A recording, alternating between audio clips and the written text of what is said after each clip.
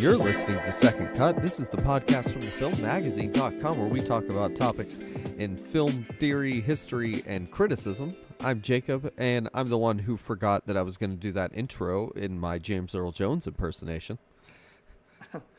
I'm Sam. I'm the one who hasn't got James Earl Jones impression, but I've got a mini Vader to help me talk about Vader. So. I'm Kieran. I'm the one that, following that trend, really should have something Russian around it, or at least Soviet. Probably not a good idea to have anything Russian or Soviet at the moment. Do you not have like a nice furry winter hat or something? I don't, strangely enough. Despite living in Wales, I do not have anything that's kind of furry or wintry. You have red on your shirt. That's pretty but communist. So does Shaun from Shaun of the Dead. So yeah. I mean, look, honestly, the Bane voice before the show sidetracked me so much that I have now forgotten how to do my impression. So that's a good thing.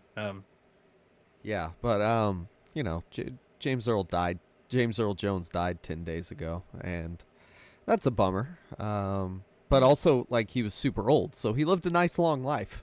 Which, I mean, if there's a bright side to anything, it's that. Yeah. I think the main thing is he was. There's very few actors who have such a impact on such a wide range of kind of generations of film fans. You know, like the younger viewers who will have grown up, knowing his voice, in animation and voicing characters. He's not actually appearing on screen, and so older viewers will see him cropping all kinds of genre films, or like for his more serious dramas and stage stuff. So yeah, he was a real kind of polymath, that kind of had an impact on every type of film viewer, really. Yeah. And I think he's one of those ones that, because essentially when somebody says James Earl Jones, no matter what happens, people are going to go Darth Vader. That's just how it works now. I think he's one of those ones that a lot of people will know by voice more than actually see him. And occasionally, after seeing him like 5 films, will clock him and go, "Oh my God, that's Darth Vader!" Yeah. It's one of these weird things where it takes a while to actually clock. Oh, that's who it is. There's the story of is it Tom Hanks that gets into an elevator with a mother and 2 kids, and the mother looks around and goes, "Hey kids, that's Woody from Toy Story," and they're like, "No, it's not." And eventually he just turns around and goes like, "We got to get to Andy's house, guys," and his face is like, "Oh, what?" So it's like, I think it's probably something like that where people will go and goes, "That's Darth Vader." No, it's not. And then he'd just say anything and everyone would go, "Oh." It's just as much as he did everything else, got Oscar nominations and apparently 8 Primetime Emmy Award nominations, winning twice, massively successful career. And he will be known essentially for, probably most known for, not appearing on screen for his most famous role, even if it's not an animation. And I wonder if he might also consider himself like more of a stage actor. That's where his origins were, and he had so much success there, returned late in his life. And it didn't appear, it didn't have that many big screen appearances like in the last few years. I mean, I think the last thing I saw him in was guest appearance on Big Bang Theory, playing himself.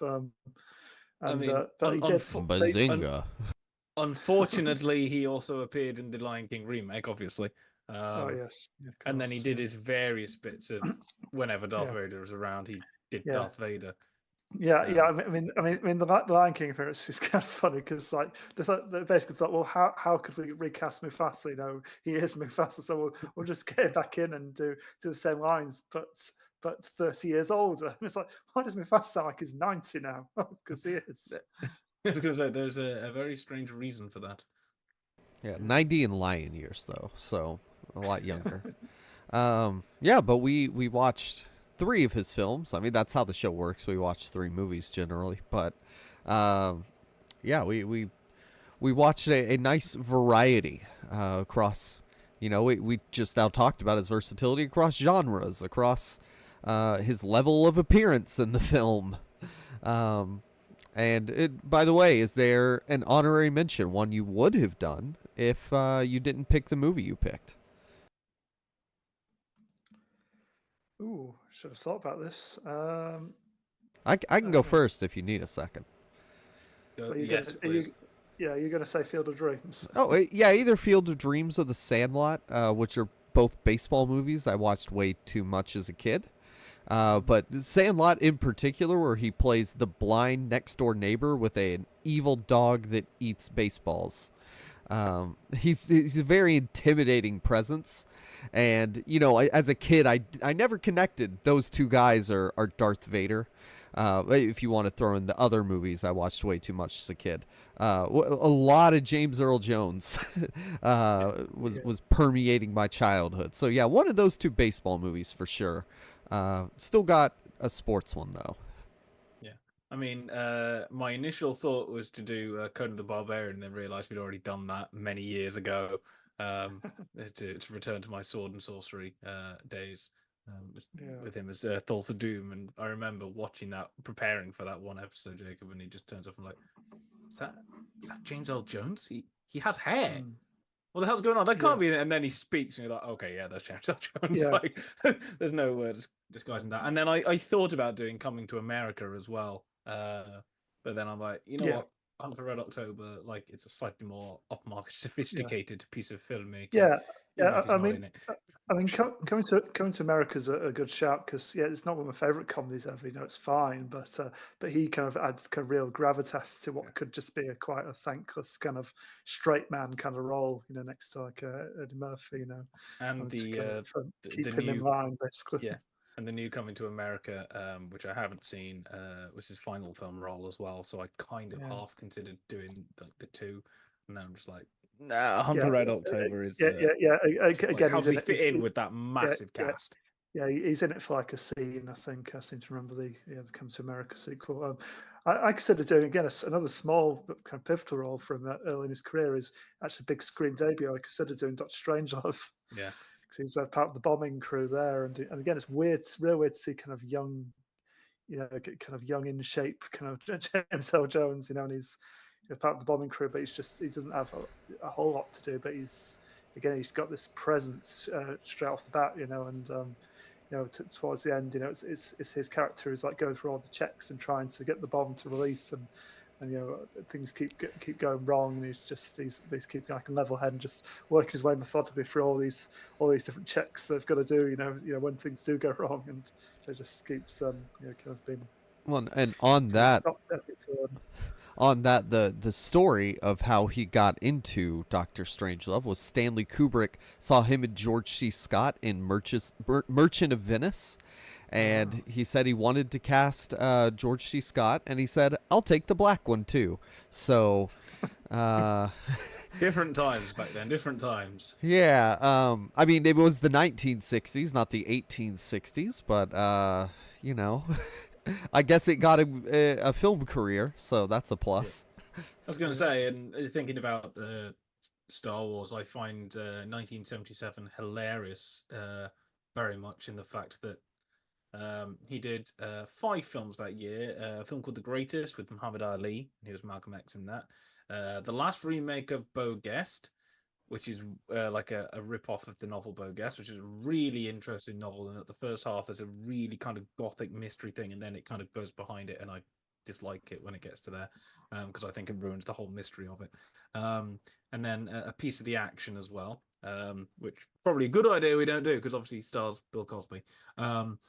But then the other 2 films he did, between the 2 of them, let's be honest, one is a little strange film called The Star Wars, which is probably never catch on. No, it'll never do anything. A little piddly science fiction thing that he's only doing a voiceover. And then he also, in the same year, was in a sequel to one of the biggest movies of all time, in The Exorcist 2. Now, if you were back in 1977, before those films came out, between the 2 of them, I think the money would have been on The Exorcist 2 to be the one that was of time. Unfortunately, it has as one of the most reviled films in existence, and for good reason, because it is atrocious. And how they got, of all people, also Richard Burton in that to be like the main role, I don't know. But maybe Richard Burton by 77, he's just doing anything to get paid and to keep himself out of the headlines from, Elizabeth Taylor, essentially. Between the 2 of them, it's just like Exorcist 2, you would have thought would have been like a major step up in his career. Yeah. But it was so awful, it could have almost killed his career right then and there if only he hadn't been asked to do. Essentially, if Orson Welles hadn't asked too much money to do Vader, then I reckon Exorcist 2 might have tanked his entire career if George Lucas hadn't been like, oh crap, can't get Orson Welles. Somebody with a deep, dark voice. James Earl Jones, you'll do. Yeah, I mean, there's lots of like. I loved him in Strangelove. That's by George Lucas. Yeah, there's lots of kind of interesting, like alternate kind of versions of iconic films. You know, people that were nearly cast and stuff. I mean, I'm really struggling to imagine like Orson Welles doing Vader voice. Real, I don't. The nearest you can get is you can see David Prowse doing them in kind of the raw footage that's online. But like we nearly had So Orson Welles voicing Vader. We could have had Toshiro Mifune as Obi-Wan. That's what George Lucas originally wanted. I tell you, that would have been amazing. And we could have had Kurt Russell as Han Solo. So they're all been considered. I mean, the Stetson when the thing comes in, it's already there. With the hat. Was Kurt Russell too expensive? Like, what was the issue there? I think it was down to chemistry. I think so. I think they tested Kurt Russell with Gina Davis. I think considering her for Leia. I think, but then they got Harrison Ford and Carrie Fisher in the room. They're like, yeah, okay, this works. Well, they got the three of them together actually. So Mark Hamill as well. And let's remember that New Hope, or the Star Wars, it was originally called, was literally put together with like bubble gum and like tape. Shoelaces. It's like it was and industrial light and magic. I mean, like, you walk down the corridors and you think it's all this great set design, and there's literally just like household appliances stuck to the wall to make things look more interesting. Yeah. I mean, it's one of the most expensive indie movies ever made, isn't it? But it's very much an indie movie. I mean, I think it was their budget for effects was so stretched. The console for Millennium Falcon, they couldn't afford. There's like some flip switch on them, and they couldn't afford a switch that actually stays up when you flip them. They had to kind of like tape them back, basically, like once. It's just stuff like that. There's a meme. Building stuff in car parks, blow up and stuff like that. It's just. There's a meme the other day where it's like, George Lucas in 1977, like, in just like the desert in Tunisia, just like, oh yeah, just paint that guy blue, put him in the background, right? And then now it's like, oh my god, Disney's destroying the entire legacy of the history of Greba, the one blue guy in the background in the middle of nowhere, that like he's a fundamental part of the entire lore. It's like they just made it on the fly. And James Earl Jones coming in to a certain extent was almost they kind of made it up on the fly, but kind of made his career. Star Wars fans conveniently forget that George Lucas famously described it as a movie about space wizards for children. Yeah, that's how he sees it. It is about space wizards for children. Let's be fair. And I mean, I say it made his career. Let's obviously bear in mind that the first film we're going to discuss, The Great White Hope, he was nominated for Best Actor. Yeah. For that. That was his only Oscar nom, I think. Honorary also, which he won. That doesn't count. Oh, I'm sorry. No. We really should have given him one, but we feel bad, so we're going to do this just so that we can get away with it and move on with our lives. I mean, what would you give it to him for? Like, for voicing Darth Vader? Like, I think you would need to create actor in a voice role in a live action film or something. Like, I mean, just general best voice acting or best voice performance in a motion picture would be an interesting category. Because they're still not valued even today, voice actors, are they? So. I was going to say, like, you wouldn't do it for like anime or anything like that, but just like so the people behind doing, you could nominate like Tom Hanks for Toy Story and stuff like that, along with people like James Earl Jones for Vader. Yeah, I'd have given him a supporting actor nod for Field of Dreams, I think. I would need to see the rest of the year's nominations. Yeah, I mean, who beat him in 1970? Oh, I'll get there, guys. Don't worry. Okay. That is part of my presentation. Case, you start first, so let's get on. Let's get on and go with it. Well, I stole The Great White Hope from Sam. He wanted to do it, but what was your issue? Well, I didn't think it was available, so I then moved on to something else, and then you said, "Oh, it's on YouTube." So it turns out I could have done it, but anyway. Yeah. Well, Sam forgets that you can't just type in whatever full movie and then watch it. That's how I get about half the crap films that I watch. And we should very quickly put out a disclaimer. We're not saying that you should upload movies online. That is definitely not what we're doing. This is the industry that we're trying to support. And you definitely shouldn't pirate movies or anything like that. Definitely not. I mean, we were I'm desperate, obviously. Look, if there's a convenient way to watch a movie, I'm never going to say no to it. But I do not advocate uploading or downloading anything illegally. Let me make that very clear. Yes, I believe Jacob's point is essentially the same idea as, like, I'm not going to mount a massive heist on the truck carrying all the gold bars, but if I come along 5 minutes afterwards and there's a gold bar they've conveniently missed picking up again, I'm going to take that and run with it. Yeah, well, and look, this film is not available on streaming services. It is from 20th Century Fox. It's not on Disney Plus. So, you know, I am taking the options available to me, which unfortunately is a 240p upload to YouTube. The good thing is, this is, if you're going to put it into, like, Truffaut's context, this is the cinema of quality. This is screenwriter cinema. It's a play that was filmed and given, like, sort of the film treatment. It's all about the performances, but on a bigger scale than what you can put in a stage. It's a character film rather than like a big plot, expensive explosion film, which you really do want the spectacle for. Yeah, the play was written by Howard Sackler. I don't know anything about him, but James Earl Jones and, oh gosh, what's the lady's name? Jane Alexander.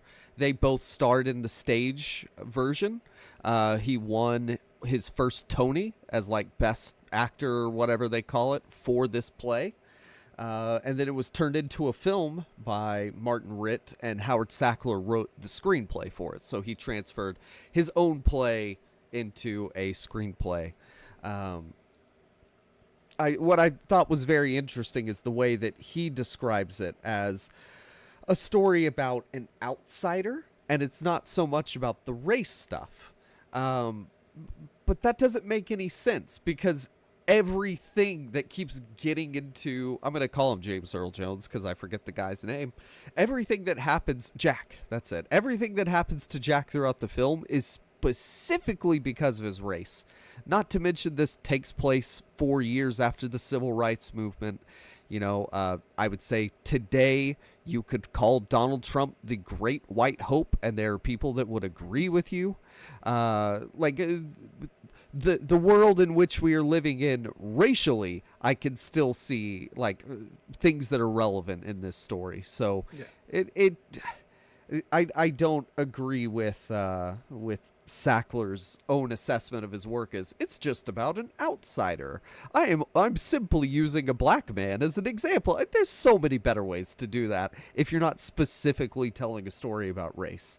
And let's remember that Sackler also kind of, well, he wasn't necessarily focused on race, and he would go to sort of lower stuff in the fact that he did kind of various drafts for film I discussed recently, Jaws 2, and he was also apparently did kind of early scripts for things like Fear and Desire, the Stanley Kubrick's original film. So he got around a bit and did bits and pieces, and it kind of, from what I'm reading, didn't matter too much about whether it was kind of incredibly good or incredibly bad. He would kind of just write for them. So going, you know, this is just a thing about an outsider, not necessarily about race. That's probably how he generally saw it, because his thing was, let's just get the story in. But it is about race, and you can't get away from that. Yeah, the movie is called, and the play is called The Great White Hope, which refers to, at, you know, several points of the film, they're like, hey, this black guy is a really good boxer, and we need a white guy that can beat him. You are the great white hope." And like, there's just no escaping the race element of this story. It is impossible. I mean, have you got the exact quote from him? From who? Sackler? Sackler. Yeah. Yeah. He says because thinking about it, it's probably more the fact that the film is about race, but you can apply the ideas to other contexts of being an outsider. He said he doesn't deny the racist issues confronted in the play, but he said in an interview, "What interested me was not the topicality, but the combination of circumstances, the destiny of a man pitted against society. It's a metaphor of struggle between man and the outside world. Some people spoke of the play as if it were a cliche of white liberalism, but I kept to the line straight through of showing this wasn't a case of blacks being good and whites being bad. I was appalled at that first reaction." And why exactly is he pissed against society, do you think?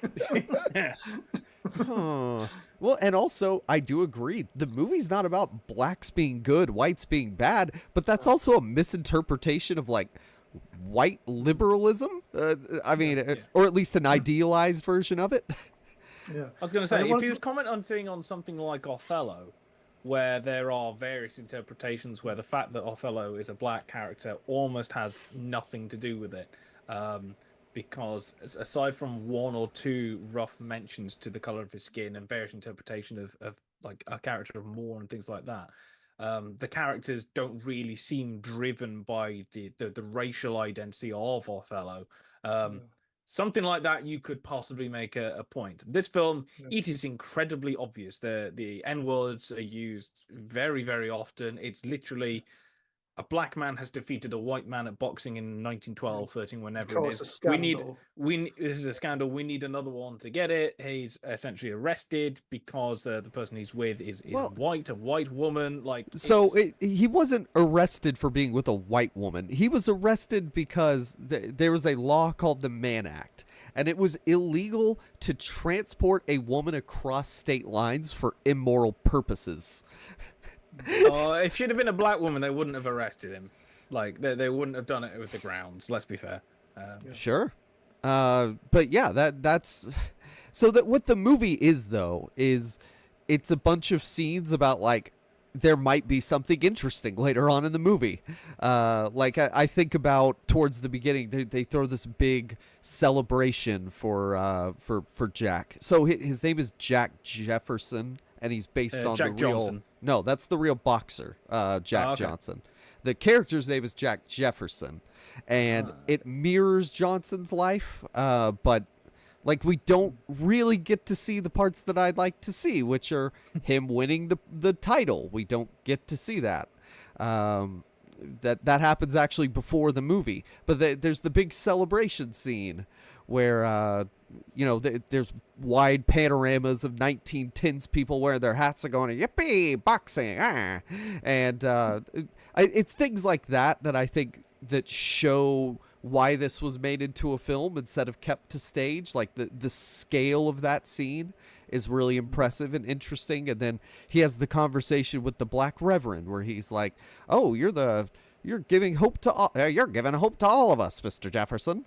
And James Earl Jones is like, "Why? Why do you believe in me? I'm not out here representing black people." And that's where I think the white liberalism does come into play. Is like, I think he would have an understanding of what he represents to the black community. Yeah, and I do think that's one of the strongest scenes, and it's kind of interesting from the point of view of his character, because it is almost like I'm just a boxer, I just want to box well, and win. I don't need to be the kind of the figurehead of of freedom, for Black Americans kind of thing. But yeah, like, it's difficult to kind of put aside like the politics, and as you say, you must have known, because it was so hard to become a successful black boxer at that time. Well, especially when you have to say that he was the colored heavyweight champion. Like, boxing was segregated. The fact that he was able to beat white. By the way, he kept fighting white guys in real life instead of black guys. He said, because I want to make money. So basically, what happens in the movie is he's dating the white lady, and that's sort of what the movie is about. But I don't find their relationship very interesting throughout the story. There's the scene where they are crossing state. It's the scene where he gets arrested. They're in bed and they had a whole great day together. And she says, "Oh, if only I could tan my skin darker and then dye my hair black, and then I could pretend that I'm a lady you don't know." And like, it's a very weird and interesting idea. And then the police bust in and he's on the run for the rest of the movie, like going to France. Then World War I is like starting up, so he has to leave there. He goes to Mexico or Spain or something.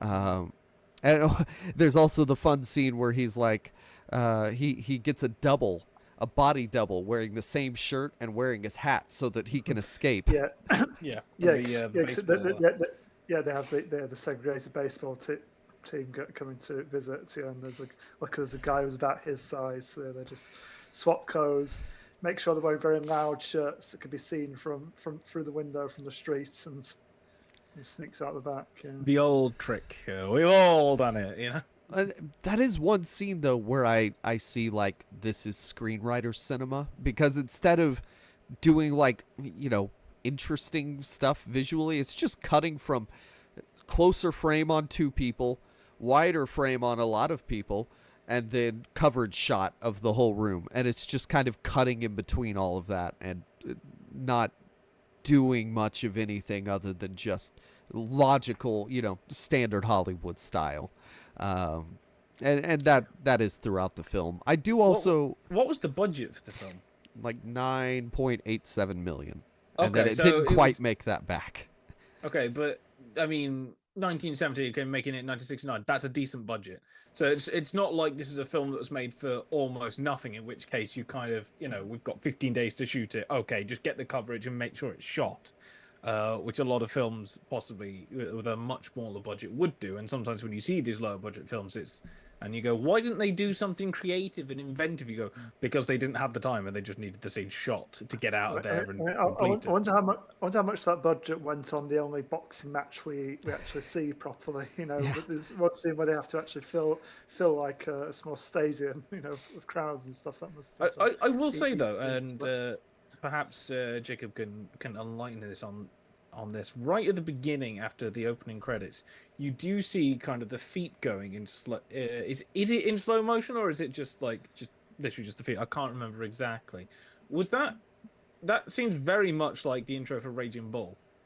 It does. And I'm wondering if you knew that was being the Scorsese person amongst us, let's be fair, if that was a direct thing, or if Scorsese was very much influenced by this, or let's be honest, I'm assuming you would have Scorsese- seen it. Yeah, Scorsese will have seen it, so yeah, I wouldn't be surprised. What I know about Raging Bull is he based it on a lot of boxing movies, mostly from like the 40s and 50s. But yeah, I mean, he certainly saw this movie. That's one of the big differences between this and Raging Bull is how the boxing is shot. Like and even with the older movies, but this is very much going for like we're gonna get the wide view of the ring, get the whole match. I mean, interesting. There's probably about the same amount of boxing actually shown in both movies. Because it's not. Yeah. It's a boxing movie, but it's not really about the boxing. It's kind of. We spend all the time with the in between the matches and like the relationships between the characters. And I mean, I haven't seen. Fight. Yeah, I haven't seen a massive amount of boxing movies. I've seen this. I've seen Raging Bull many years ago. I've seen The Ring, the Hitchcock movie, several times. And it's kind of like that seems to be the norm, where you use and the boxing is almost like they're your spectacle moments. They're like your death sequences in slasher movies. They're your big. In a more restrained action movie, they're your action sequences, I say that because now you have action movies where it's literally just let's just do it the entire way. This is not comparable to something like Fury Road, where it's literally just let's have a chase scene for 2 hours and see what the hell happens. But it is kind of pocketed of we have a fight and then let's delve into everything else and keep it back, and then we go back to boxing again. I think that's essentially because if you had a 2-hour movie where 90 minutes of it is fighting, it's like you just go watch a boxing Yeah, just match. go watch a boxing match because Like, these people aren't even punching each other. No, it's like in a film and a narrative feature film, just like 90 odd minutes over 2 hours or so of boxing, it's going to get actually pretty boring. You know, In fact, you have to save it for the right moments. You can watch the film of Jack Johnson fighting, the 1910 fight where he defeated the white guy. You can go watch that. It's a full film from 1910. It was one of the biggest cinema spectacles in the U.S. before Birth of a Nation. So yeah, it's a lot of wide shots. You don't hear a lot of the psh, psh. You know, there's a lot more crown noise going on, so like the sound editing is different to how you would normally emphasize it, I think, in a boxing film.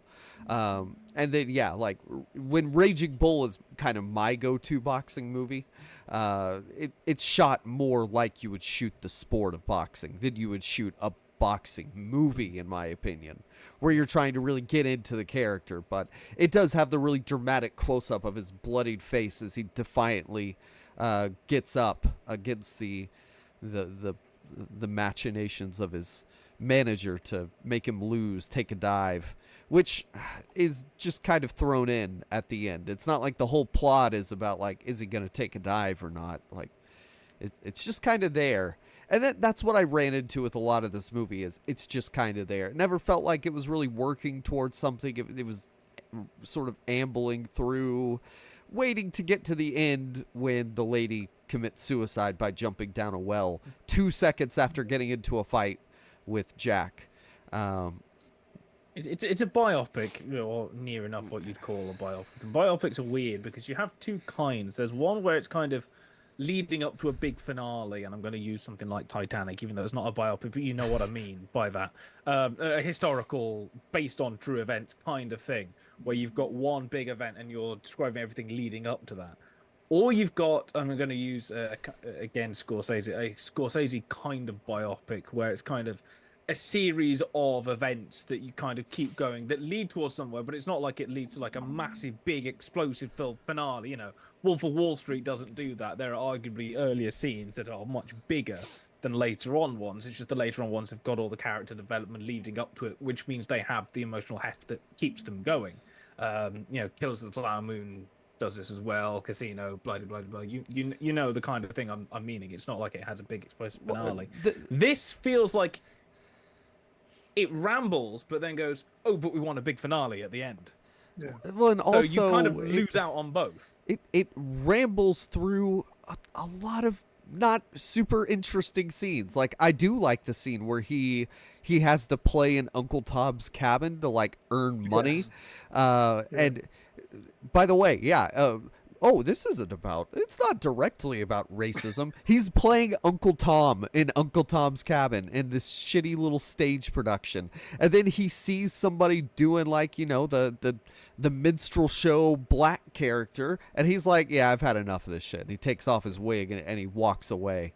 Like it also him like being him as an actor playing a character who is acting, but like acting is pretty fun, where he's like staring at the audience, sort of saying his lines in a stale, and then the lady next to him's doing the same thing. That's fun, but you can't say my movie is just about all of these confluences of outside sources when then you also include Uncle Tom's Cabin as sort of a metaphor for the character. But I'm sure that the real guy, the story could be made into a much better biopic today. The thing is, James Earl Jones is really good in it. He brings a lot of energy. He is able to play the down moments well. I buy him in every scene. He's very natural. I can see why this was nominated for Academy Award for all of that, plus the very relevant racial issues that were still going on in 1970 when the film was released. The person he lost to bring this all the way back around, this was the year Patton came out, so he lost to George C. Scott, his buddy Oh, the irony. from The Merchant of Venice and Dr. Strangelove. Of course, Patton was written by Francis Ford Coppola, who also took home an Oscar for original screenplay. I will also, if you really want to do it, George C. Scott obviously starred in The Exorcist 3. Apparently, having seen his best mate in The Exorcist 2 didn't put him off. Yeah. Well, at least it went a bit better for George C. Scott, arguably. I was going to say Heretic is the best sequel. Heretic is the second one, isn't it? It's Legion is the third one, isn't it? Yes, Legion. Yeah, and I think my main issue with the movie is it is. Kieran, you said that it is rambling, but I think it is trying to get to that black guy versus the great white hope where, racism wins and he walks away defeated. But, sort of along the way, I think there could have been just more interesting scenes, just in general. Yeah. I mean, it's paced like the stage play that it's based on, isn't it? And a lot of the setups are not, how you'd see the play on stage as well. So it could have definitely been more cinematic and kind of memorable in that regard. I was going to say, and obviously adapting from stage is just like a normal tradition. Hitchcock did loads of them. A good half of his stuff was based on stage plays. And half the time he had to try and come up with very interesting ways to make sure that it wasn't incredibly stagey. And especially if you've got somebody who wrote it for the stage that's literally directly adapting it. You made there needs a bit of distance there. It's not always the best idea to have the original kind of author of the text, doing it for a different medium. Yeah, sometimes it works and sometimes it doesn't. Again, going back to Hitchcock, I'm thinking of Dial M for Murder, and it's pretty much just a set, and the whole thing is shot from like one side.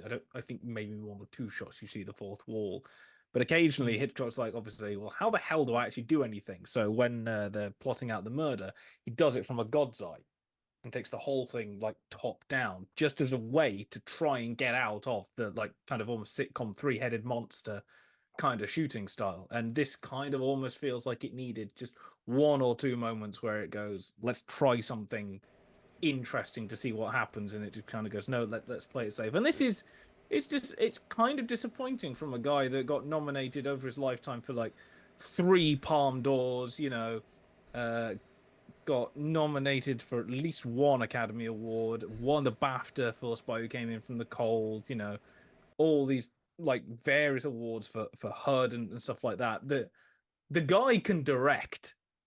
Like if you're looking at all that stuff and go, even if we're not winning like Oscars coming out your ears, and you're not like a Scorsese or blah blah blah blah, you'd go, I've got nominated for Oscar, I've been nominated for Palme d'Or 3 times, I've got all these things.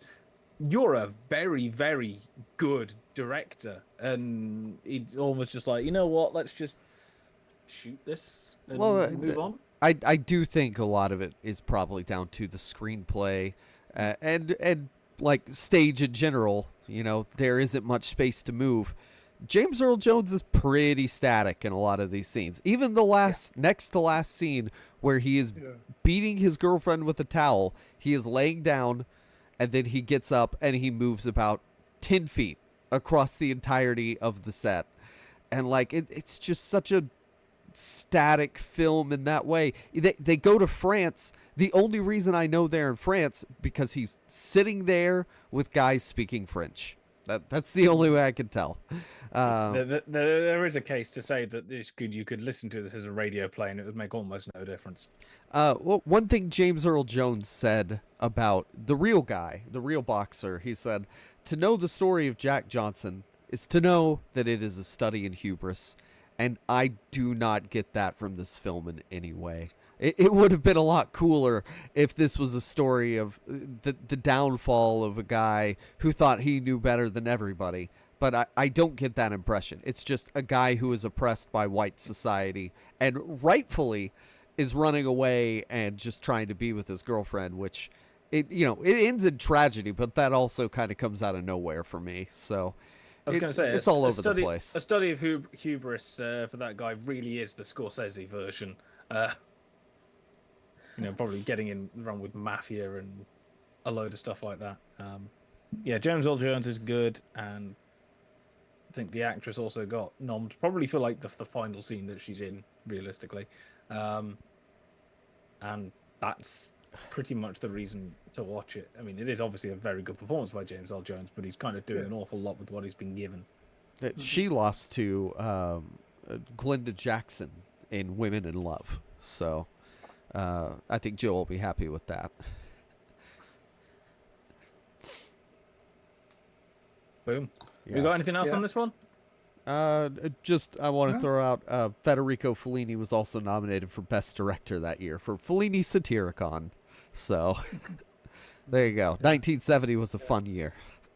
Yeah, I'd say it's a decent film. It's worth a watch, mostly for Jones. Just seeing young, kind of full of pep Jones, just eating up the screen basically. And I will say, like, a well-built James Earl Jones as well, because in later life, put it nicely, he put on the pounds, which I think you can do when you just rock up every sort of 6-7 years, record a couple of lines of Darth Vader, collect a couple of million paycheck, and go home. The mass there kind of adds like a further resonance to the voice. It was like an echo chamber.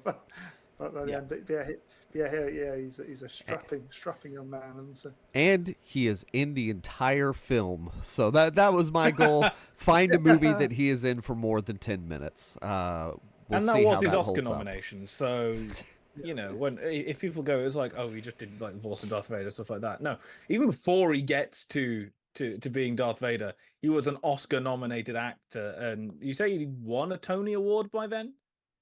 Like, yeah, for this. For this, yeah. So he was a very, very well-regarded actor, award-winning actor. I still maintain that it's very possible that Exorcist could have killed him off, but luckily, luckily, a few years later, they decided that Darth Vader needs a memorable voice. So he didn't need to sound like he's from the West Country. No, yes. So obviously, Darth Vader, he's the ultimate like collaborative kind of performance. Various different elements of the character come together from different sources. So George Lucas cast David Prowse because he was a big old bodybuilder and he had the physique for it. So they put him is he the guy in Clockwork Orange that carries around? Yeah. Yes, it is. Yes, he is. Yeah. And so they found the physique and they put him in, and it looked amazing in like the costume and this big old towering monster. But as Kira says, he sounded a bit like a farmer. So I mean, you can see outtakes before they added the James Earl Jones voice, and it's not the effect they're looking for. You were part of the Rebel Alliance and a traitor. Yeah. Well, I think part of the problem is he's also talking through the costume. Like, if we had him in a microphone the same way James Earl Jones was, maybe it would be different. Yeah. And I will say that David Prowse, just looking it up, was in quite a number of obviously very British stuff, but a number of Hammer films. He was in the horror Frankenstein, Frankenstein as the Monster from Hell. He was originally in the spoof of Casino Royale. He was the Minotaur in the Doctor Who the Time Monster serial as well. So he's in a load of kind of little stuff like that. But then kind of big man, little stuff. Yeah. Then essentially what happens is George Lucas comes knocking. Yeah. I mean, there's a reason that it had so much British talent involved, basically, because obviously they made it over here, and kind of made most of our already quite healthy kind of film industry kind of setup, at Pinewood. So, so Vader, so he's Dave Prowse, the body, Ben Burt, who did most of Lucasfilm kind of sound design, basically. Obviously added the sound effects and the breathing and everything, which apparently is just him breathing through an aqualung and recording it and changing the pace of it depending on like what Vader's doing at the time. and trying out different environments. You just get different kind of reverb kind of effects. Bob Anderson for the sword fights in Empire and Return of the Jedi, especially. Hang on. Sword fights. We're going to annoy a lot of people. Well, I'm saying that because he was a sword master, you see. So that's what we got him in for. So he was one of the guys who trained Errol Flynn back in the day. So he literally been around for decades in Hollywood, and it was the best thing at what he did. And they decided, because there was like a more extensive lightsaber duel in Empire between Luke and Vader, they said, we need to have them moving around a bit more. They can't be too old blokes shuffling around, occasionally smacking each other anymore. But that's still what they look like. Hey, in Empire, Vader is doing also. He's because I think originally the premise for the lightsaber was that they'd be really heavy, so they had to do it like two-handed, but they changed their mind when it's not. Now it's cooler if Vader just does it with one hand and just swipes Luke away and stuff. By the way, if you want more, there's definitely more elaborate choreography in Empire. So if you want more fun Darth Vader facts, Red Letter Media has top 10 things you didn't know about Darth Vader's suit, which is hilarious. It is. It's really good. It's just the stuff about like where it was manufactured and how it didn't work to 100% how it was meant to, just to keep him in check or something. Yeah, it's reading Wikipedia, but making fun of it.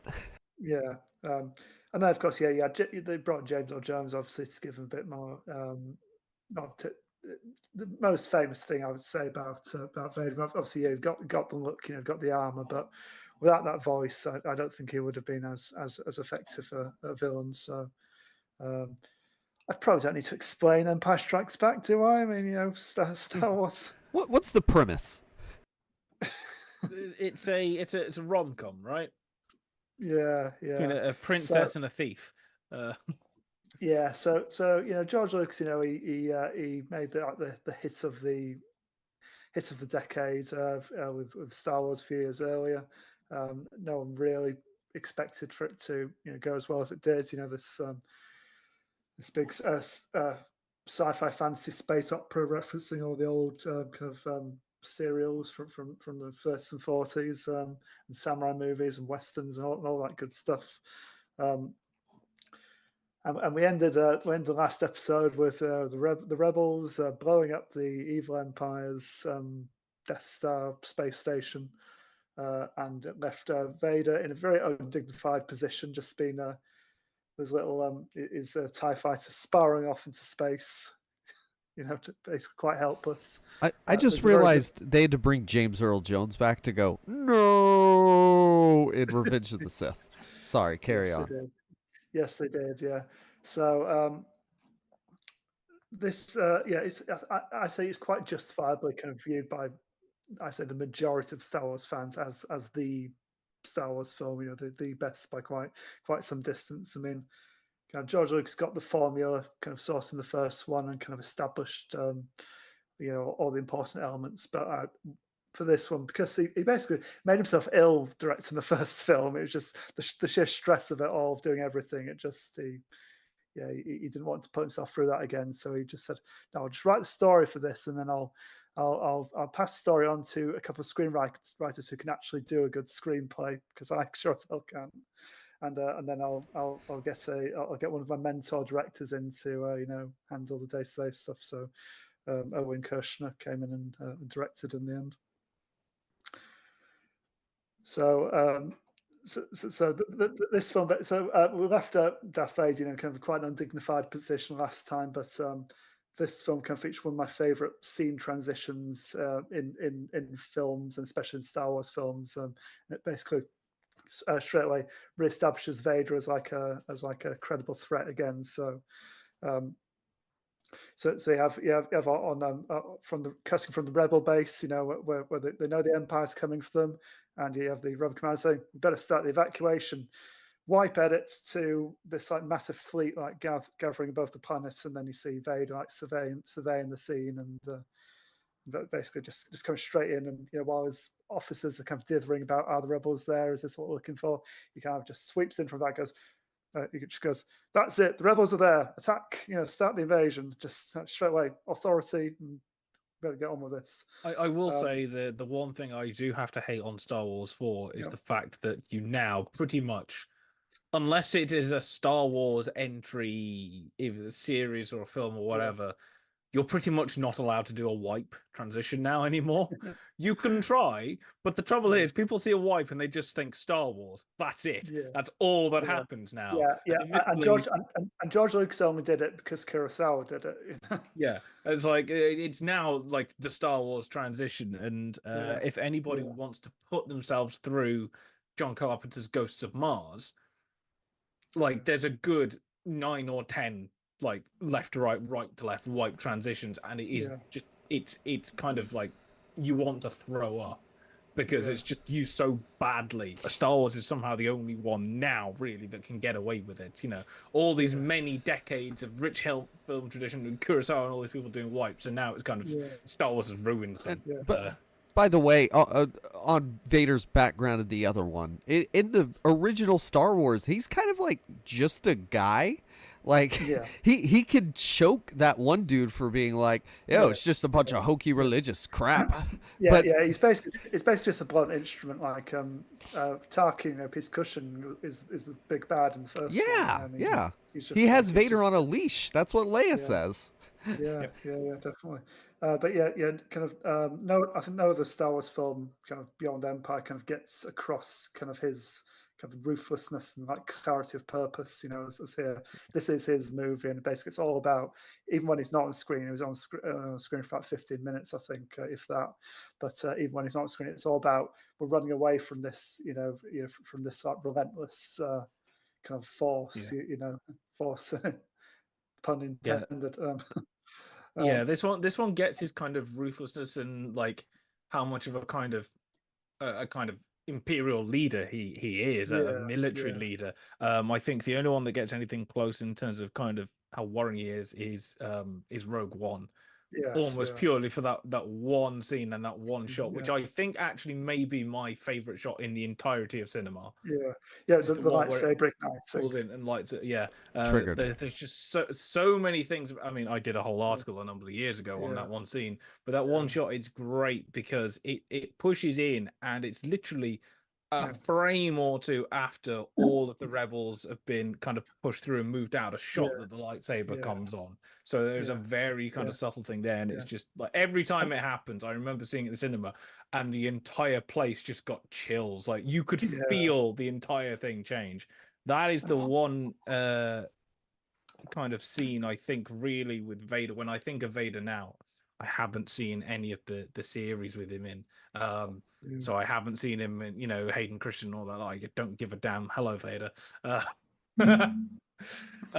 Like when I think of him in terms of kind of, why should somebody be scared of Darth Vader?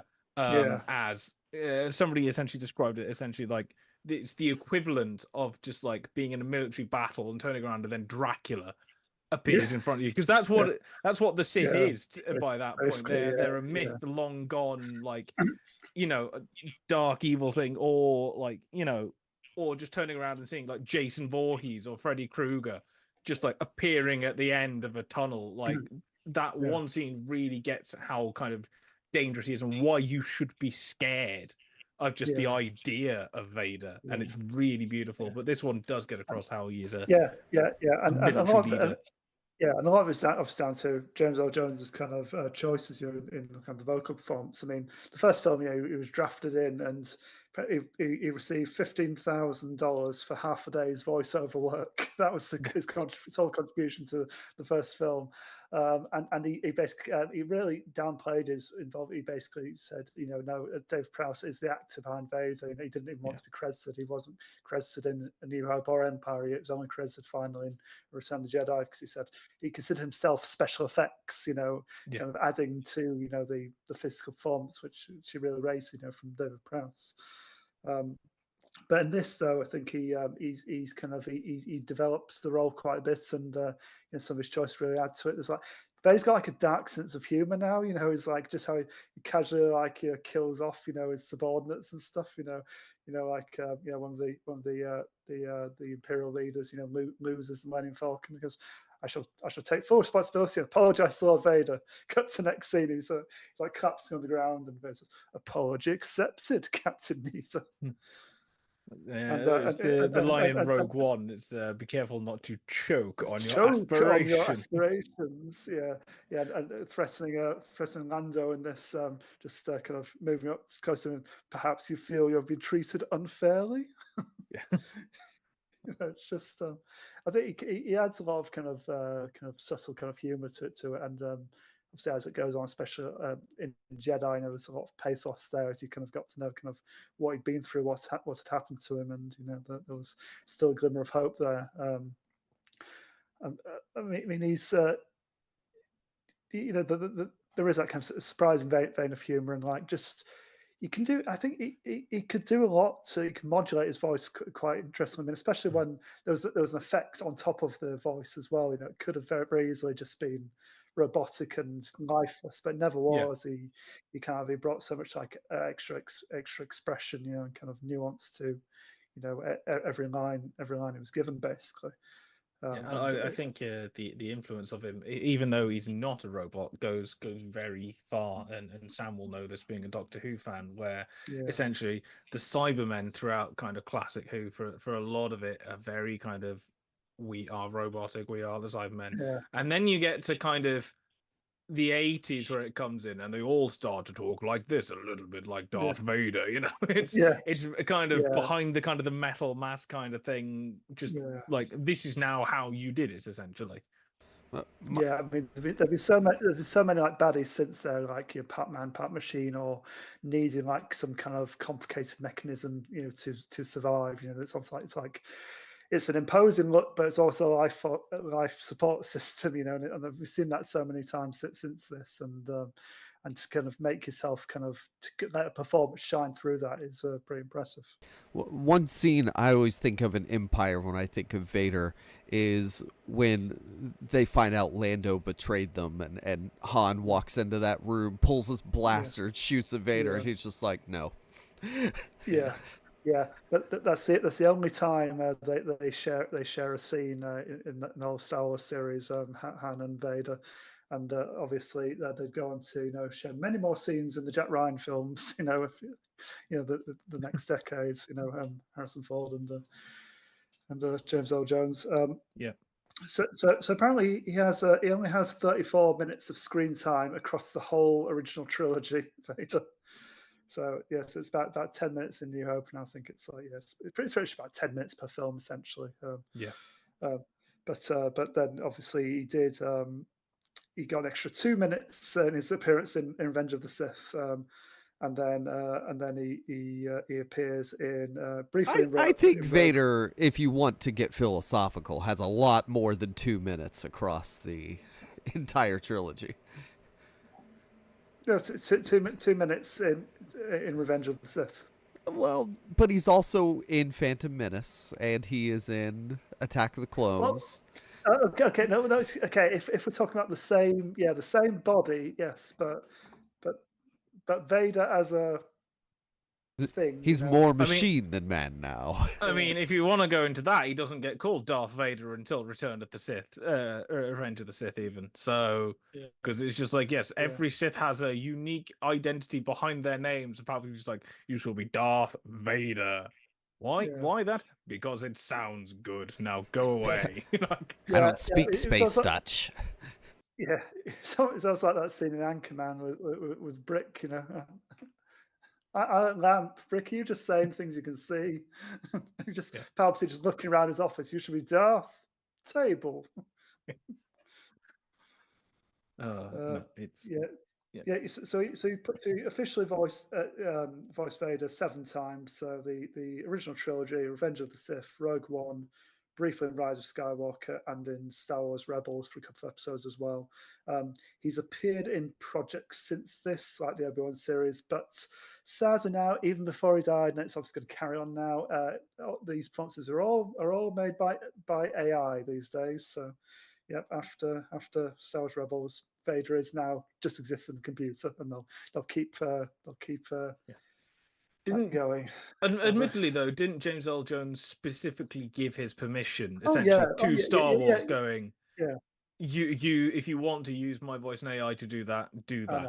I know, and It's weird, but I get it. And if they do that, and he's given the permission, cool. Yeah, But it's when they turn around and go, we're going to take your voice regardless of what you say. I do always bump up against this with like CG resurrections of dead actors characters. Yeah, because yes, obviously their state will have given them permission and they'll have got a nice payout of it. But I just think, can't we just let dead actors be dead? Yeah. You know, do they need to You're keep taking going roles forever? away from living actors with the dead. Like, I don't care if he's given his permission. What about another guy with a deep voice who could do Darth Vader? Like I don't like it, but I'll accept it if that makes sense. Yeah, I can't. I can accept AI for some things, but acting is not one of them. I mean, it's like James Earl Jones, Darth Vader says that after he's dead, we can use Darth Vader's voice. What are you gonna do? Like, I mean, I can't do anything about it, but it would be very different if I said, "Oh, we're having James Earl Jones on the podcast," and I do an AI voice clone as a gig or a gag.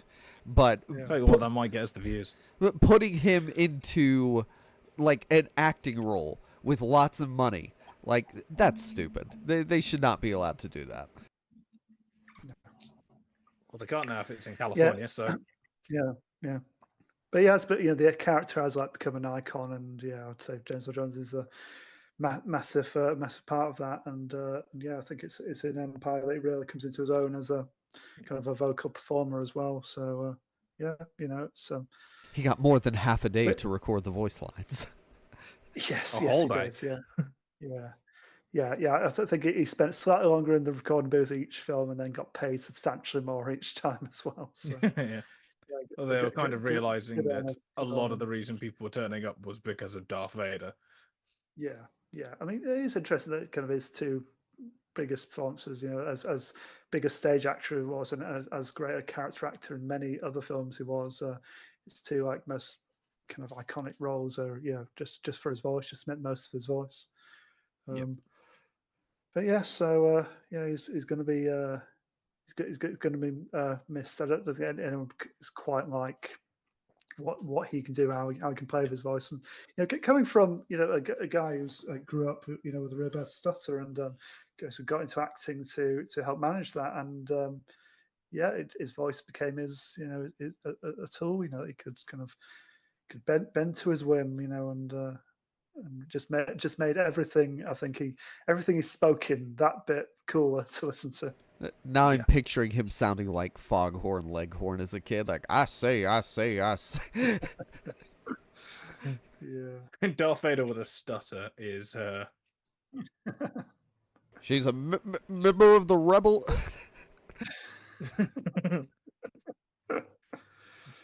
I find your lack of faith disturbing.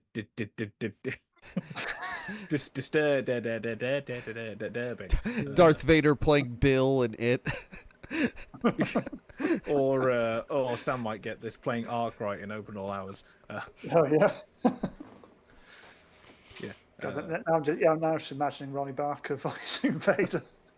Have you ever seen that YouTube clip where they got the guy from that Cockney gangster guy from Snatch and Lock, Stock, Two Smoking Barrels? They've dubbed called Jason Statham. So they've dubbed him into like Vader scenes, and he's going around calling all his Imperial lackeys the C word. No, but I need to now see this. Yeah, I shall have a hunt for it. It's also like Cockney Vader or Gangster Vader. I can't remember. All right. I shall definitely hunt for it. And it is coming up to October, so maybe that'll be the time to do it. Kieran's going to. He's going to go below what we expected. He's going to dive into about 4 minutes of screen time with James Earl Jones. Take a deep breath, because you might be able to get through. You might be able to repeat all of his lines in one breath if you really push for it. I'd only need half a day in the recording booth for it. Really not that long. Yeah. So amazingly, another 10 years later, he's in another Oscar-winning film with multiple nominations. 3 nominations, sound mixing and film editing, and gets sound editing. What's the difference between sound mixing and editing? You just pass that all to sound, surely? It's like the way that it's all put together, like, and then but that's putting then in different the to sound design. I think sound editing is like the Foley work, and then the mixing is like how it all fits together. Yeah, I don't know. I shall get my old lecturer to ask Walter Murch. It's bad sound mixing if you can't hear the dialogue over the music or the sound effects. Anybody told Christopher Nolan? Anyway, let's just move on. Yeah, so Doesn't matter. Hunt for Red October has, like, I remembered it having like some decent people in it, and obviously James Earl Jones. And then you look back and you go, "This is oh my god, cast. It is a stacked cast. Like Sean Connery, young Alec Baldwin, Tim Curry, Scott Glenn, James Earl Jones, Sam Neill, Stellan Skarsgård. There's more in there as well. It's just like, it's ridiculous. You just keep looking. It's like I was watching it again, going, oh my god, that's Tim Curry. Like, and the same year that he did it as well. It's like, what the hell are you doing here underwater in a Russian submarine? Sam's busy playing dolls. Why wouldn't you? Yeah, so it's based on the Tom Clancy novel. The first film with his protagonist Jack Ryan, who had been in, he got sort of 3 or 4 of the books by then. Patriot Games would be another one, and some others then to follow. And there have been numerous adaptations in the years after, always with somebody else playing Jack Ryan, hilariously enough, because that's how Tom Clancy works. I had no idea that this was a Jack Ryan. I've never seen the movie. I just know the name Jack Ryan. So yeah, Jack Ryan is the Tom Clancy version of like Alex Cross or James Patterson. It's just like somebody just keeps churning them out and another one comes out. Or I guess probably now, and especially moving forward in the upcoming decades, will be a bit like Elizabeth Salander for Stieg Larsson, in that after they're dead, more people will keep churning out the novels. Yeah, because he's in the CIA, but he's an analyst. He's not like an action hero, is he? He's really he's the guy who does the research. But I think he kind of later becomes more of an action hero as it goes on. He ends up in these high octane situations not by choice. I think normally he says, "I'll give you this information, and you go off to the mission." Oh, I'm doing the mission, am I? Oh, okay. Yeah, that's kind of pretty much. Yeah, well, and I mean, we all take the Mickey out of Tom Clancy now because it's just kind of very simple action. Kind of what was Bill Bailey's version? Good versus evil. Evil seems to get the upper hand. Then good triumphs with vastly superior automatic weapons. Yeah, which is about right. Yeah, I mean, I mostly think of they're still plastering his name over a lot of video games when he's been dead for about 15 years. Yeah. If you want like high octane shootouts with like CIA conspiracy kind of thing, you kind of normally, if it's not James Patterson, you shove Tom Clancy's name on it and it will kind of sell, and that's just how it works now. So yeah, this one is the first adaptation, and essentially it's kind of Sean Connery is in charge of a new Soviet submarine, which is kind of pretty much it's new technology that makes it pretty much invisible to sonar. And he's essentially taken it from Moscow, and he is essentially planning to defect to the US. Unfortunately, that means you have to then get to the US in a Russian submarine and try and convince the US that you're not there to blow them all up, when you've got this new massive superpower submarine that is capable of launching nukes at the US. And so the US discover this and aren't very happy. And so Jack Ryan, who's the kind of CIA analyst that has met Sean Connery's character before. He's kind of dragged on board to try and work out what the hell is going on, because the Red October, which is the submarine that Sean Connery stolen, can't really communicate with the US.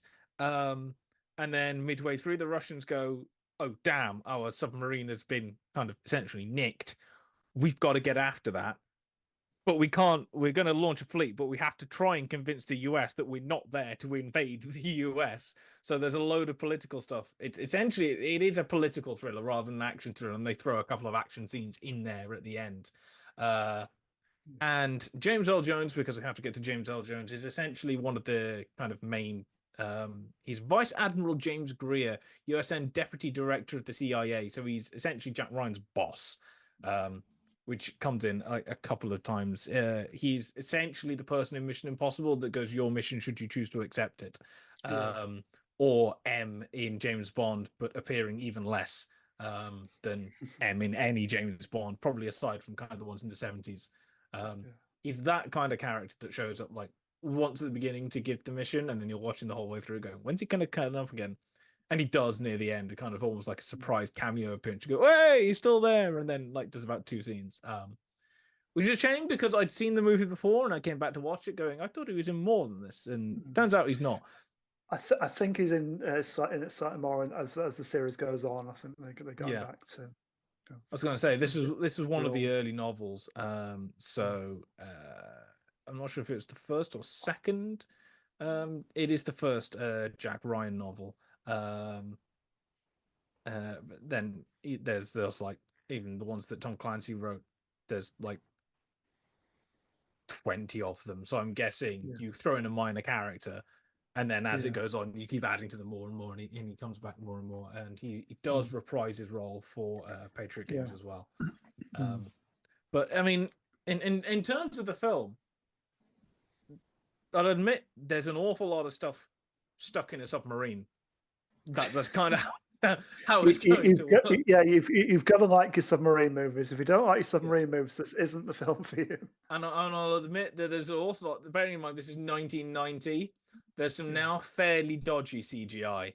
But thankfully, it's essentially of launching torpedoes at submarines, essentially. At least it's dark, so you can't see quite about it. It's dark and murky, and they've essentially just put loads of smoke in it, and it's hard to see. The equivalent of, which is what they were doing for Blade Runner. It's like, look, if you make it dark and smoky, people can't see the low budget stuff. Here, it's like if you make it really dark and murky underwater, you can't see the really dodgy CGI. Which again, it's 1990.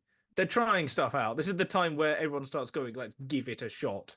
And if we don't do this stuff, it won't advance. And now we have Avatar, so maybe we should have stopped here. Really.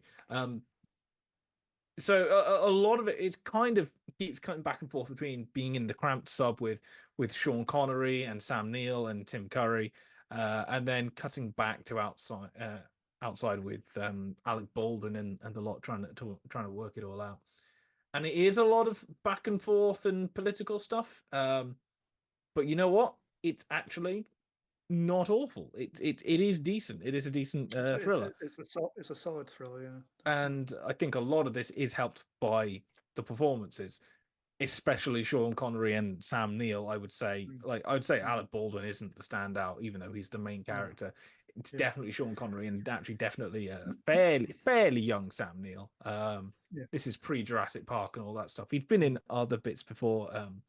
The Omen 3 he was in, and he'd done bits and pieces, but this is probably one of his first. Been in lots of Australian films. I mean, this was kind of when he was starting to break through into Hollywood, wasn't it? Yeah. So this is one of his first kind of big films, as it was. He had obviously been in other stuff, but not like massive. Let me just check his filmography, what he had been in. I mean, what's so great about James Earl Jones here as another figure of authority. He does bring across that kind of that gravitas and that kind of steady kind of handed kind of handling of like any situation. Nothing's going to kind of phase him as such, and he comes across, he's got this kind of intelligence to him that he always seems like he knows more than he's letting on. And it's a couple of points where like Ryan thinks he's bringing this new information to him, and it's like he'll blow his mind, and he's like, yeah, we already knew that, yeah. So let me give you our portion of the information, then you can go do what you need to do. And there's a moment near the end of the film where essentially a submarine, a torpedo has been fired, and somebody detonates it before it can hit the mark, and it pans up to James Earl Jones, and he essentially goes like, that missile hit its target. I was never here, and just flashes his badge, and it's like there's no argument, and I think that's what he brings to the role, that there's no kind of talking back. It's like James Earl Jones turns up, he says about 2 lines, and with the voice and the quite imposing figure, like that's it. You shut down. You don't argue back with him. That you might even do with like Bond might give a snarky remark to M or something like that. There's no chance you're going to give a remark back here. Yeah, because I say about being like a political thriller. Obviously, you have the Americans versus the Soviets, but also Soviets versus Soviets, because there's another like Russian sub, and they don't want these guys to deliver this very valuable piece of hardware and it's boatload of sailors, onto American soil. So they try and sink it themselves. That's Stellan Skarsgård's main role. He's like the guy who works out earlier. It's like he's this rogue captain isn't going to blow up the States. He's got a defect. We need to bring him down. Yeah, and obviously then the Russians are like, we've got several submarines coming towards the US. We've got to try and work this out, and we're going to like essentially make it look like Sean Connery has gone mad, is going to attack the States, because they're like, we would much rather like the whole ship be blown up than it to get into US hands. But we can't go and blow it up because they're now going to US water. So we've got to convince the US that this isn't a piece of secret equipment that you should have, but we've got to blow them up. And so there's all the kind of the moving parts.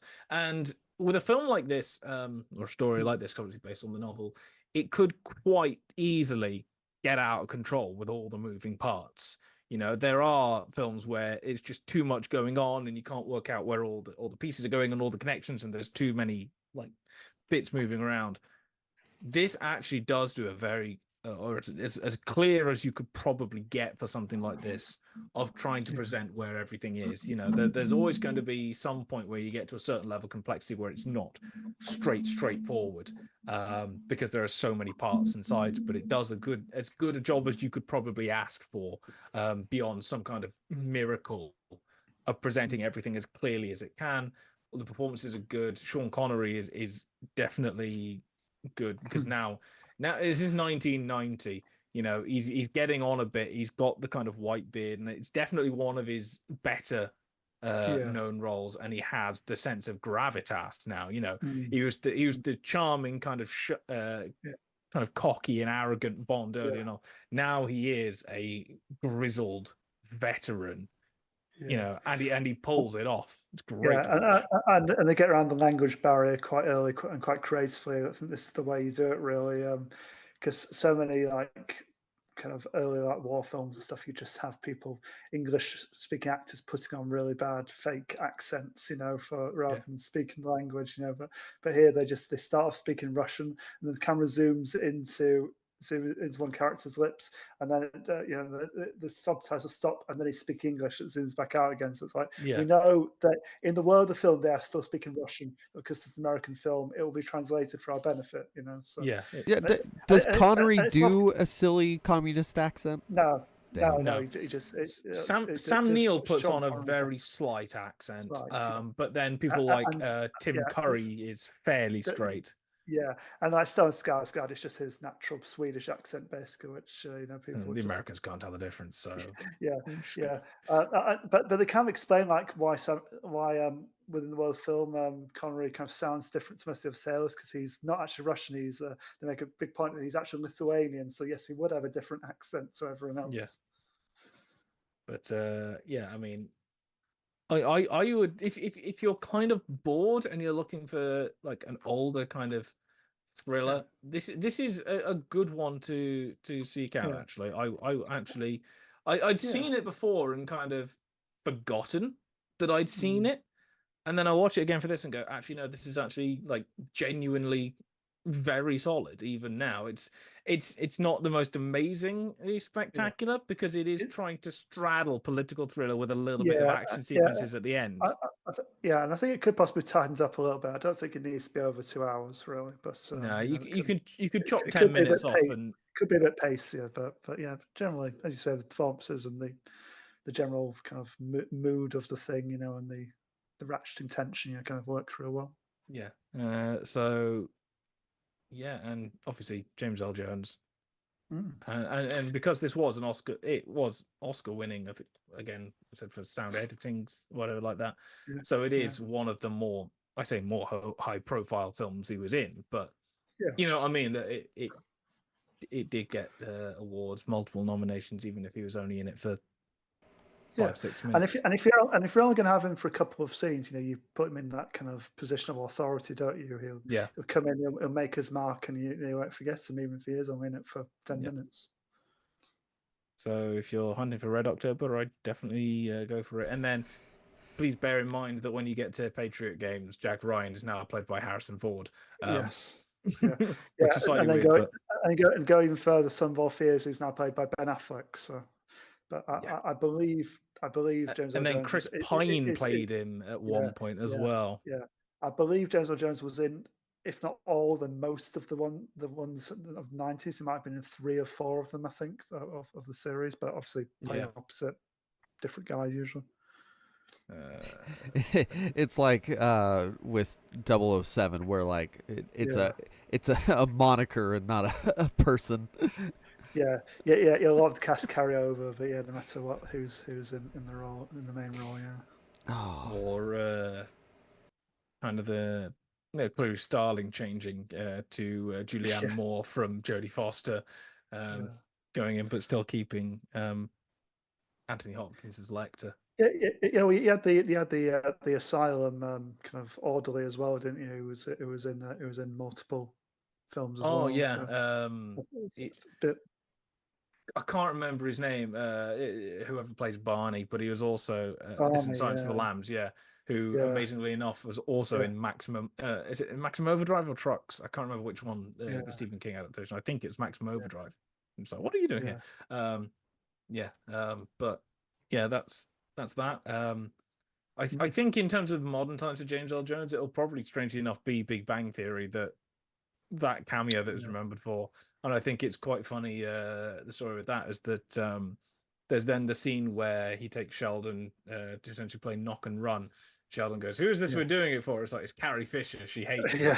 And apparently when they were filming that scene, it was the first time that James Earl Jones and Carrie Fisher had actually met. Apparently Carrie Fisher saw him and just goes, "Daddy," and runs up and gives her a hug. Like they'd never actually met, despite, Carrie Fisher, who came up with a rather cruel nickname for Dave Prowse, so Darth Farmer. Yeah. She had a tongue. So he'll be greatly missed, but you're not going to get rid of his voice anytime soon because Disney have the rights. So you know what that means. We are now getting a Darth Vader series because they can do that, and it's not like they got to pay the voice actor, so they can make it for cheap. And we're getting a young Mufasa film towards the end of the year, and obviously someone else is doing the lion's share of the voice work there. But I wouldn't be at all surprised if he had some sort of cameo in that, like a flash forward or something. Or what do you mean? Like, they can do whatever they want with his voice now. They're rewriting the script to give him like an extra 5 minutes. Probably. Yeah. All right. Well, I guess also we could seek out filmings of his stage performances. Maybe those exist somewhere. Yeah. He did a revival of Driving Miss Daisy about a decade ago. Him and Vanessa Redgrave. They did a series of performances in London, which meant to be very, very good. So that might be available online somewhere. Nice. Yeah, but there's going to be some of his Shakespeare performances. Oh, there'll definitely Shakespeare stuff. There is a full thing of Shakespeare's King Lear. So I think he might have actually played Lear there on YouTube from New York NYC Shakespeare Festival, 1974, at the very least. Oh, in his prime. Yeah, and I can't find a full thing of it, but he will have. If he didn't play Othello, they were missing something. He did. Yes. Yeah. All right. So go check out more James Earl Jones. I mean, cameos in film. Yeah. Huge name. Great body of work. And yeah, I'm glad we were able to do an episode about him because he seems like just. For everything we learn about actors in Hollywood these days, I could not find a bad thing about him. Or I wasn't looking, but it didn't come up. So No. Nobody ever saw him; they only ever heard him. That's why. yes, so great guy. Also, I'm gonna say in the nicest way. Are you really gonna say something bad about Darth Vader?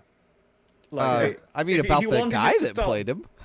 If you wanted to start beef with anyone, like James Earl Jones, like the voice of Darth Vader, like I would just like by default go, no, I'm not picking a fight with Darth Vader's voice. Like I would have fought a 91-year-old man. I mean, I'm. like, no, I'm getting bad juju from that. Like, I Oh. know the Force isn't real, however. Next week, Megalopolis is coming out finally. Finally, yeah. Yes. I never actually believed it would happen. Nope. Nobody You did. know, when like 4 years ago, they're like, "Oh, he's planning to make this thing." I'm like, "Yeah, I'll believe it when I see it." No, it is actually doing something. He's been trying to make it since like the 90s. But finally it is being done. So we're gonna watch the Godfather movies. Yep. And just before we go, this will be broadcast on Wednesday, I believe. Yes, or I mean the Yes. traditional time of Thursday. Yes. So anyone that's got this far, that is before that episode, we will be broadcasting on Wednesday ahead of time. Yep. But until then, guys, where can people find you? You can find me at SSP Thinks Film at the Film Magazine, where I recently did a 60th anniversary review of Dr. Strangelove, starring James Earl Jones. So check that out. you go. And I've also now updated my not non James Earl Jones related note. I don't think he ever worked with him. I've updated my Tim Burton ranked list, and now I've seen Beetlejuice. So go see that list and see where the new Beetlejuice ends up on it. There you go. Boom. Hopefully you don't find me anywhere as usual. If you do, I'm K Judgmental in various places. I think the only thing I've got up recently is I did a review of The Critic that came out last week, starring Ian McKellen, Gemma Arterton, and various people in that. How is Ian McKellen 85? Like we've got to get the most out of him now before Yeah, he goes, like, especially since he fell off stage this year, and Yeah. and he's still recovering from that. You know. I was gonna say, like we did X-Men movies a few months ago. Can we get very, very quickly? Can we get some just like green screen stuff of Ian McKellen? After Cats, let's don't say squeeze everything out of him. Maybe Okay, maybe. leave him out of he some has said things. he has said with these new Lord of the Rings spin-offs, he says, if you want me to play Gandalf, you better hurry up. Yeah. And you can find me at Jacob Film Guy. I have writings, but I haven't written anything. But you can go read Back to usual. Jake Fittipaldi's review of Speak No Evil. I'm not going to spoil what he thought of it, but I actually enjoyed it. I thought Speak You're No going Evil to was Speak fine. No Evil. I haven't seen it yet because I want to see the original first. Yeah, me too. From what I've read, it doesn't matter. James McAvoy is insane in this movie. He's so good. Yeah, from what I've heard, it's kind of at the very least you can go for James McAvoy, which was always going to be the case. Yeah. Oh, and also he looks like Wolverine in this movie. The dude is jacked. So, yeah. Also, 10 best bridesmaids moments from Martha Lane. I love Bridesmaids, and I love Martha, much like Batman and Superman. So, go check those out. I don't know. Go buy our stuff at our Redbubble store. Yeah, we've just launched or are launching a new range of British cinema stuff for t-shirts and things like that. So we have new stuff, I believe. that was in the last few hours, as far as I know. Nice. Yes, it may be connected to a big thing coming up. We're not going to say any more about it at the moment. Or may not. Who knows? Yeah, Ooh. we're buying all of British cinema, guys. So give us money. Also, you can just give us money at PayPal. You can like and subscribe to YouTube version of this. Leave a comment, 5-star review. I don't know, whatever else you have to say. Obligatory when you do this kind of creation. That is it. Thank you for listening, and goodbye. Adios. Goodbye.